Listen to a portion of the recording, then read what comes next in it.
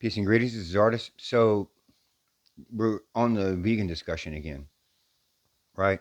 I was watching a video online, and the woman was literally saying that if you're not vegan, then you're not being a true yogi. You're not practicing ahimsa, and you're not practicing non-stealing.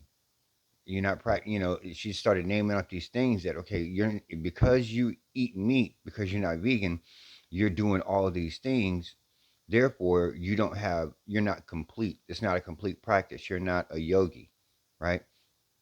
You have to be a vegan to be yogi. You have to be a vegan to be a yogi. And this is a popular misconception. Okay, number one, let's look at the first indicator that you don't have to be a vegan in order to be a yogi is to simply look at yogis in India. 90% of yogis in India consume animal products, milk and cheese. Number one. That's the first thing you want to look at. So you're imposing your ideology, and in doing that, you're disregarding tradition. And that's classic of um, a colonial mind state.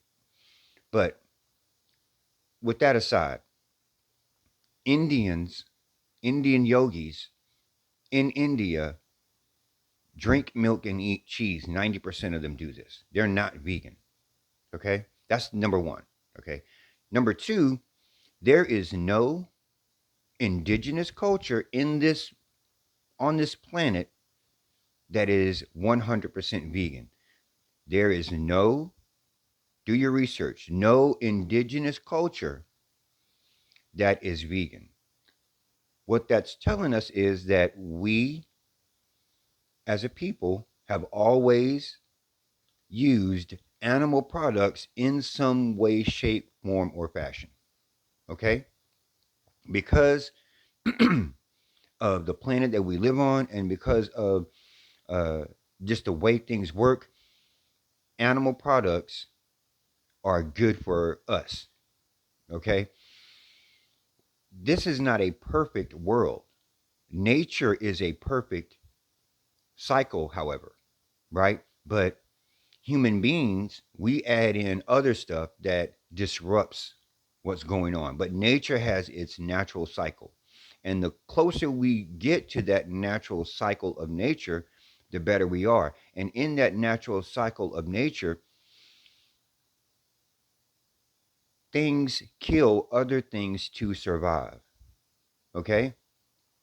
You say you don't want to kill something in order to survive. You don't want to kill an animal. You don't want to kill life in order to survive. But talk to the scientist, and they will tell you that plants feel pain. Okay, plants are a living thing. When you snatch them up out of the ground and they put electrodes or whatever on the plants, and when you put the plants under stress, there's a reaction from the plant. Okay, so what about the plants? Plants are life. We're taking the life of a plant. So you don't want to kill an animal, but you don't want to kill an animal because an animal has life, but you'll kill a plant and a plant has life.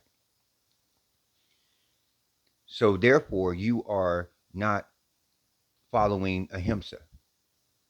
According to your definition, you're not following ahimsa because you're creating violence, right?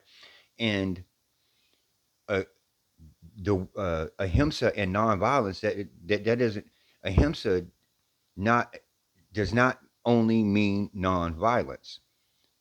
Again, I'll reiterate. I've talked about this before. Ahimsa, the Sanskrit word ahimsa, himsa means violence. Okay, when you put the a in front of it, it tells you that it's talking about the opposite of violence. Okay, now what is the direct opposite of violence? The opposite of violence is not nonviolence. The opposite of violence is peace.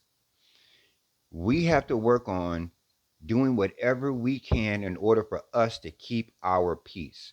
We keep our peace, and then it comes out of us, and we work with other people and things around us to help keep the world peaceful, to help them make the world peaceful. Okay.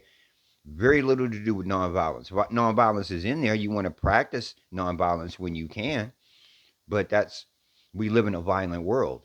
If you go out into nature and you see what happens when a predator gets a hold of its prey and how it rips it apart, you'll be, oh my God, no, but that's part of nature. That's what happens, right? So you you and telling some and also telling someone that they can't be vegan, or telling someone that they can't be a yogi because they're uh, vegan, that's not that in itself, you are not practicing ahimsa, right? You're not promoting peace. You're promoting confusion. You're telling someone that they're not doing something right, right? And this person is you're disrupting this person's peace. Just say, for instance, you got somebody that uh, eats a moderate amount of meat, right? They're practicing yoga, they're doing their thing, and all of a sudden they see this joker come on here telling them that they can't practice yoga. They're not a real yogi because they're not 100% vegan. That can go a lot of different ways. You know what I mean? That can cause that person to second guess what they're doing. You know what I mean? They'll stop doing yoga. They won't get the benefits because they think, well, it's not going to help me because I'm not a vegan. You are disseminating misinformation when you tell people that they have to be a vegan in order to practice yoga, in order to be a yogi. That's just wrong. This is right and not wrong. So there's levels. There's levels. Okay. Now, if you and so there's a situation where you have a hunter. Okay. You have a hunter who goes out and he kills, we'll say, a deer. Okay, so the hunter goes out and he shoots the deer.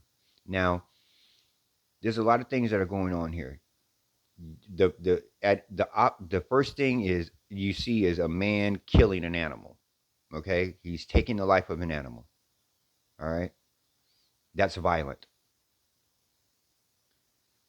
Let's look at the big picture. Okay, number one, the animal is at the last stages of its life. This hunter is a wise hunter. Okay, and he knows that that's an older animal. Okay, it's lived pretty much a life cycle that a deer would live.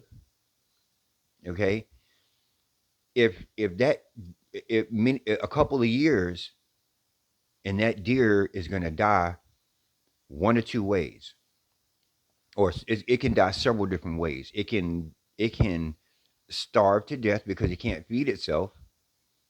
That's a pretty violent way to die. It can't move as fast as it used to, so a predator catches it and rips it apart and eats it alive. That's a violent way to die. Could freeze to death. All these terrible, violent ways to die. But a hunter comes along and he sees the deer, right? The hunter wants to shoot the deer in a place that's going to kill it instantly because of several different reasons. One reason is that he wants the deer to suffer the least amount as possible. So he's going for the kill shot. He's going for the shot that's going to shut the lights off, right? Also, right, he's going for the shot that's going to cut the lights out. And also, if he doesn't get a clean shot, the deer is going to get away and it's going to run away, and he's going to have to chase it down. He's going to have to walk it down pretty much because you can't run it down. So he's going to have to find the blood trail and slowly try to track it. It's going to take him forever. He doesn't want to have to do that, right? That's another reason. And then Also, when he kills the deer, okay, he's going to use everything from what my grandma used to say, from the rooter to the tutor, which means from the nose to tail. He's gonna use every single part of that animal, and he's gonna feed his family with that animal. Okay, so the animal can die. This deer can die in a horrific, violent way by either being eaten alive, or starving to death, or freezing to death, or a hunter comes along and shoots it and it dies in about 15 seconds or less than that. And again, the hunter takes the deer and he respects the life of the deer by, number one, quick killing it quickly, and also using every single part of it to help sustain his family and himself. That's what you call a cycle of nature. Okay. Now, when you have a huge factory farm where you're slaughtering and killing cows, the head goes into the thing, then those factory farms are horrific and awful and terrible and should be stopped. They should be stopped. It's horrific, right? So you have levels. You have levels to it. Okay, you have levels to the humanity. All right. So I'll reiterate again. Don't listen to a clown that tells you that you have to be something to be a yogi. Don't listen to, oh, you have to be a vegan to be a yogi. No, you do not. No, you do not. Again, I'll go back to the beginning. And if you want clarification, just do your research and look at 90% of the yogis in India. In India, where yoga comes from, right? In India, the yogis drink milk and eat cheese. So don't let clowns tell you that you have to be vegan in order to practice yogi. If you have any questions, comments, or concerns, you know what to do. Until then, my friends, peace.